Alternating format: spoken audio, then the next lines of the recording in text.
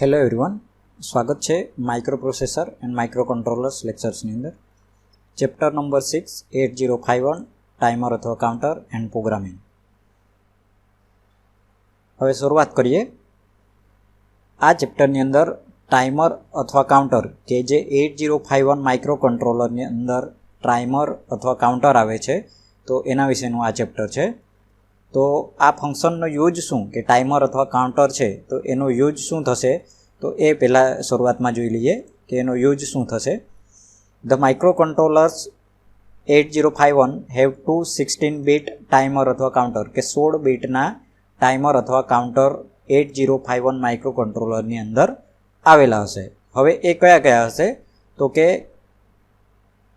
Timer અથવા counter register નેમલી timer 0 એટલે કે T0 કહેવાશે, અને ટાઈમર 1 કે જેને T1 કહેવાશે. જેટલા પણ 8051ના લેક્ચર્સ આવી ગયા એની અંદર આર્કિટેક્ચર જોયું અથવા બ્લોક ડાયાગ્રામ જોયું, તો દરેકની અંદર ટાઈમર અથવા કાઉન્ટર હતું. તો એની અંદર કેટલાકમાં લખેલું હતું કે T0 અને T1 હશે, તો એ શું હતા, ટાઈમર અથવા કાઉન્ટર હતા. Both these register can be compute independently to operate as timer or an event counter, કે આ રજિસ્ટર શું કામ કરશે મેન, કે independently to operate as timer or an event counter.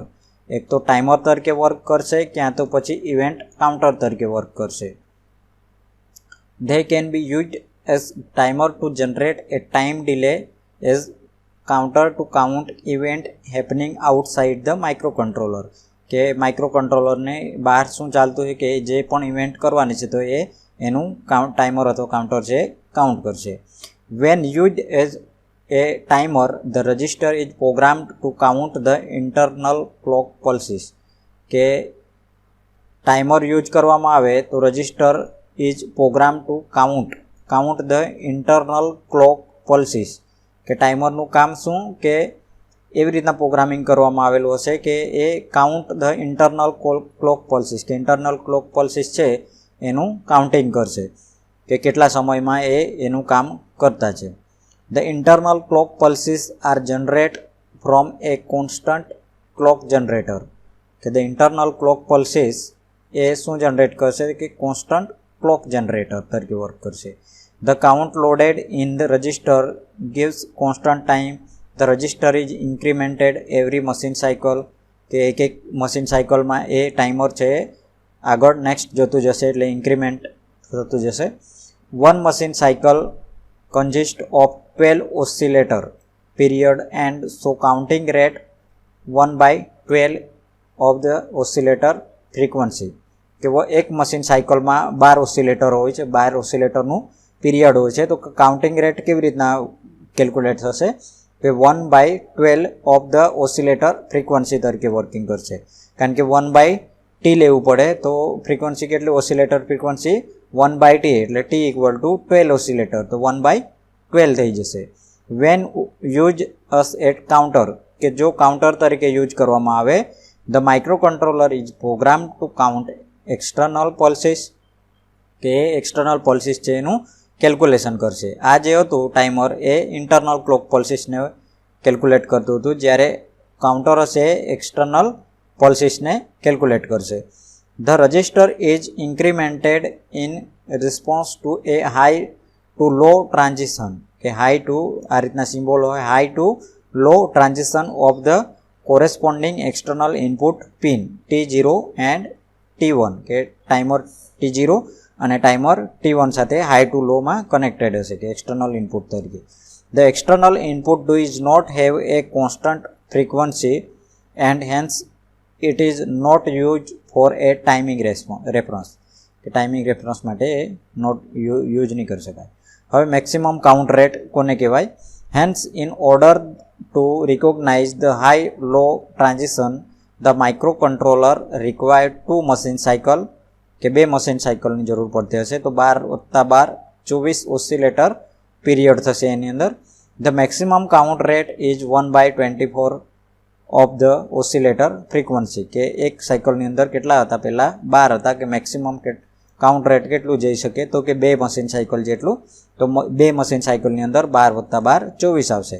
એટલે ઓસિલેટર ફ્રીક્વન્સી કેટલી થઈ જશે 1/24.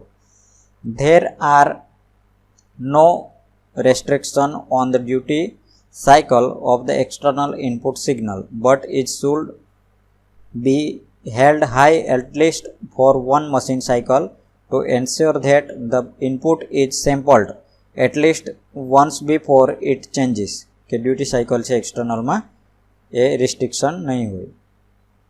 હવે નેક્સ્ટ જોઈએ ટાઈમર અથવા કાઉન્ટર્સ એન્ડ એસોસિએટ રજિસ્ટર, કે એની સાથે ટાઈમર અને કાઉન્ટર એ જોઈ ગયા. હવે એની સાથે એસોસિએટ રજિસ્ટર છે કે કેવી રીતના એની સાથે કનેક્ટેડ હશે. ટાઈમર 0 અને ટાઈમર 1 રજિસ્ટર, આ બીજું કશું નથી, એક પ્રકારના મેમરી લોકેશન હશે, રજિસ્ટર હશે કે જેની અંદર આ કામ થતું હશે અને આ સ્ટોર થતું હશે કે ટાઈમિંગ કેટલો છે અને કાઉન્ટરમાં એ કાઉન્ટ કેટલું કરે છે, તો એ બંને વસ્તુ બતાવશે. ધ કાઉન્ટર અથવા timer register are divided into 8-bit register called the timer low, કે એની અંદર આ એક તો ટાઈમર અથવા કાઉન્ટર છે રજિસ્ટર એ 8-bit રજિસ્ટર હોય છે. તો કે ટાઈમર લો TL0 કહેવાશે, કે ટાઈમર ધારો કે લો કન્ડિશનમાં હોય તો લો, અને ટાઈમર એની અંદર બે પાર્ટ આવશે, TL0 અને TL1. એટલે આ ટાઈમર લો હશે કયું ટાઈમર 0 માટે, અને ટાઈમર લો 1 હશે એટલે ટાઈમર 1 માટેનું. હવે ટાઈમર બીજો પાર્ટ હશે ટાઈમર હાઈ, એટલે એ કહેવાશે TH0 અને TH1. એની અંદર 8-bit હશે. તો TL0 and TH0 together from the 16-bit timer 0, કે એક તો લો હશે, અહીં જોઈએ એક આ લો છે અને એક આ હાઈ છે. આ ટાઈમર 0 રજિસ્ટર છે તો આની અંદર 8-bit રહેલા હશે અને આની અંદર 8-bit રહેલા હશે, એટલે ટોટલ ટાઈમર 0 રજિસ્ટરના 16-bit થશે. એટલે અહીં આપેલું છે 16-bit ટાઈમર 0ની અંદર. એવી રીતના સેમ TL1 અને TH1ની અંદર કે ટાઈમર 1 કે TH1 અને TL1ની અંદર કે આની અંદર 8-bit રહેલા હશે અને આની અંદર 8-bit રહેલા હશે, એટલે ટોટલ 16, એટલે 8 ચોક 32 થઈ જાય કે આની અંદર 8 અને આની અંદર 8. આમ 16 બીટ જ હોય પણ આની અંદર ડબલ હશે કે આની અંદર ટાઈમર 1 પણ આવેલા હશે. ટાઈમર 0 અને ટાઈમર 1 એક સાથે હશે, એટલે આ બાજુ નીચે છે ટાઈમર 1 છે. કે આ રીતના એનું કોમ્બિનેશન કરેલું હશે કે D0 થી D16 બરાબર ડેટા બોસ છે તો એના સાથે કે કનેક્ટેડ હશે. તો આ રીતે રજિસ્ટર હશે ટાઈમર 0 અને ટાઈમર 1 માટેનું. હવે નેક્સ્ટ જોઈએ T mode and TC on register, કે આનું નામ શું છે એ પહેલાં જોઈ લઈએ. The counter action is controlled by the bits in the SFR special function register, કે કાઉન્ટર એક્શન કંટ્રોલ્ડ બાય, કે કંટ્રોલ કોણ કરશે તો કે bits in the SFR special function register timer mode control register. Timer mode control register, તો એને કહેવાશે T mode. Timer mode control register હશે તો એને ટી મોડ કહેવાશે. એન્ડ ધ ટાઈમર અથવા કાઉન્ટર કંટ્રોલ રજિસ્ટર, કે ટાઈમર અથવા કાઉન્ટર કંટ્રોલ રજિસ્ટર તો એને કહેવાશે TC on. And sum instruction, કે આની અંદર બીજી ઇન્સ્ટ્રક્શન હશે. તો હવે આને ડીપમાં જોઈએ કે ટી મોડ રજિસ્ટરમાં શું હશે અને TC ઓન રજિસ્ટરમાં શું હશે. સૌથી પહેલાં એની અંદર 8-bit રજિસ્ટર આવેલા હશે. 8-bitનું આ રજિસ્ટર હશે.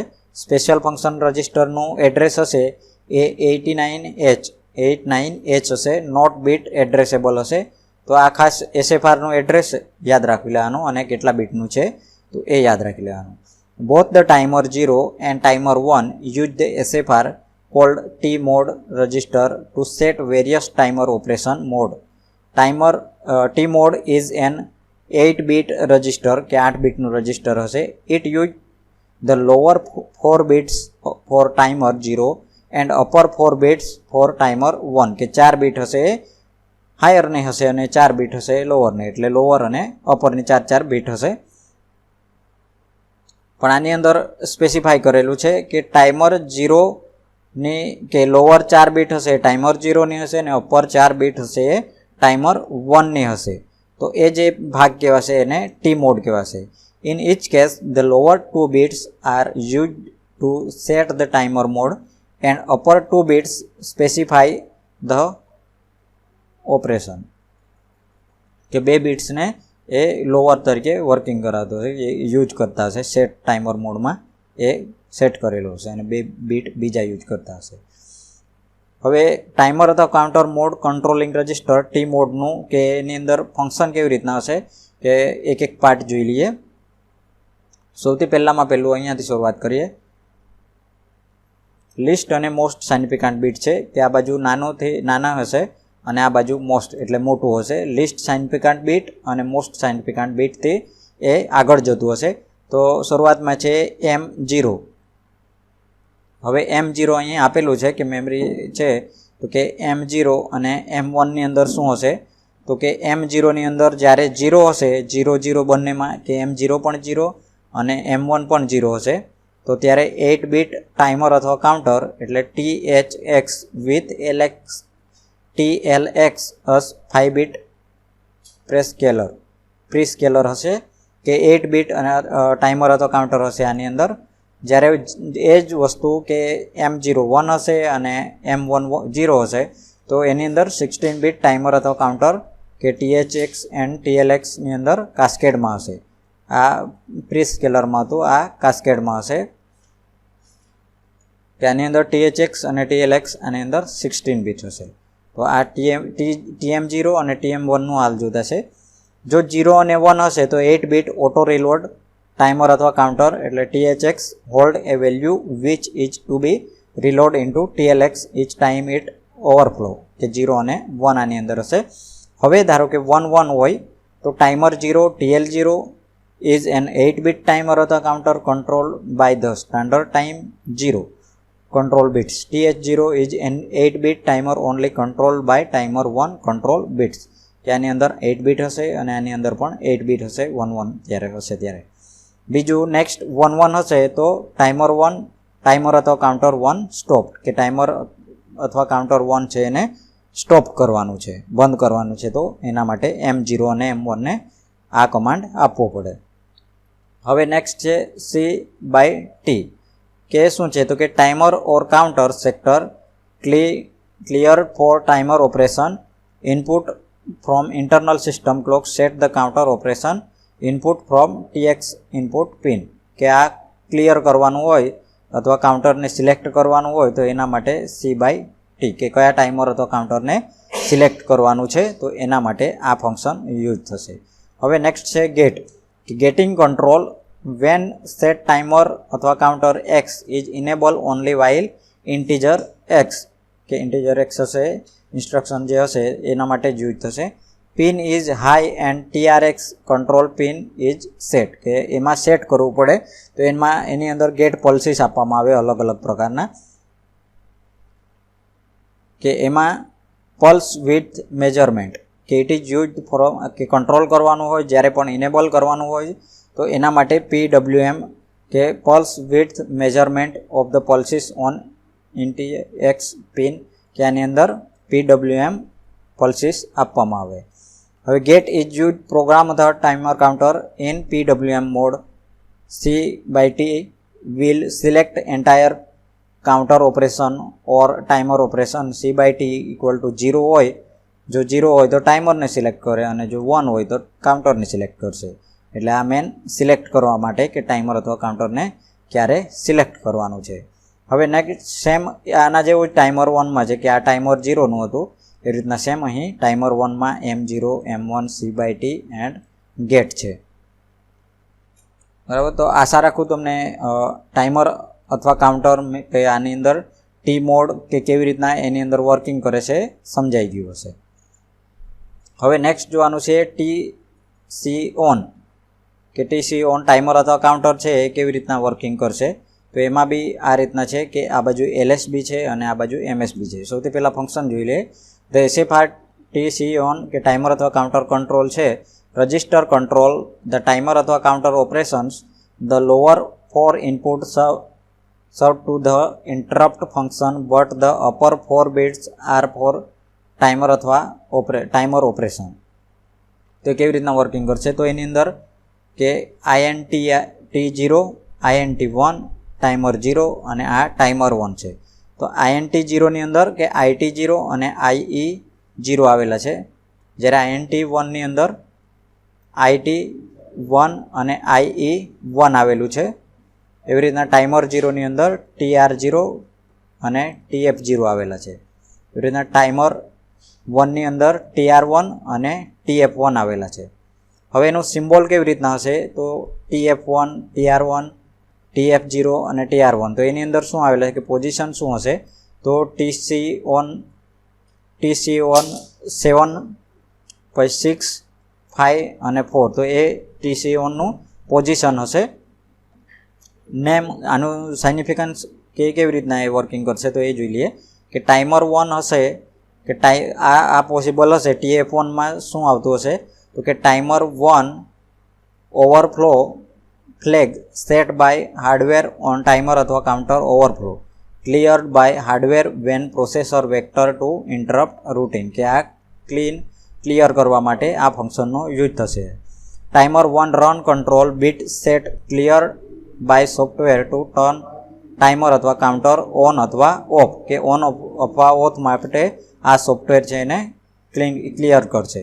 પછી નેક્સ્ટ TF0 છે એ શું કરશે, તો કે timer 0 overflow flag set by hardware on timer અથવા counter overflow clear by hardware when processor vector to interrupt routine. પછી TR0 છે એ શું કામ કરશે, કે timer 0 run control bit set cleared by software to run timer અથવા counter on અથવા ઓફ માટે આ વર્કિંગ કરશે. તો આ બાજુનો ભાગ હતો. હવે આ બાજુનો જોઈ લઈએ કે IE1 શું કરશે, કે TC3 અહીં લાઇનમાં જ છે કે 0 થી 3 એટલે 4 બીટ અહીં છે અને 4 થી 7 એટલે 4 બીટ અહીંયા આવેલા છે. એવી રીતના ટોટલ 8 બીટનું આ ફંક્શન છે. હવે આના સાથે કનેક્ટેડ છે. ઇન્ટરપ્ટ જ્યારે IE1 હશે તો ત્યારે શું કામ કરશે, interrupt 1 edge flag set by hardware when external interrupts edge detected cleared when interrupt proceed. જ્યારે IT1 ની અંદર ઇન્ટરપ્ટ 1 ટાઈપ કંટ્રોલ બીટ કે 1 ટાઈપનું કંટ્રોલ બીટ હશે સેટ અથવા cleared by software to specify falling edge અથવા low level triggered external interrupts. જ્યારે IE0 ની અંદર શું હશે, કે interrupt 0 edge flag set by hardware when external interrupt edge detected cleared when interrupt proceed, કે ક્લિયર કરી દેશે. IT0 interrupt 0 type control bit set અથવા cleared by software to specify falling edge અથવા low level triggered external interrupts, કે external interrupts માટે એ કામ આવશે. તો આ જે હતું આ ફંક્શન બધું TC1 ટાઈમર અથવા કાઉન્ટર કંટ્રોલ રજિસ્ટર માટેનું આખું હતું. આ એના 8 બીટ છે અને એનું આખું ડિસ્ક્રિપ્શનમાં બતાવેલું છે. આશા રાખું તમને દરેક વસ્તુ સમજાઈ ગઈ હશે. આભાર.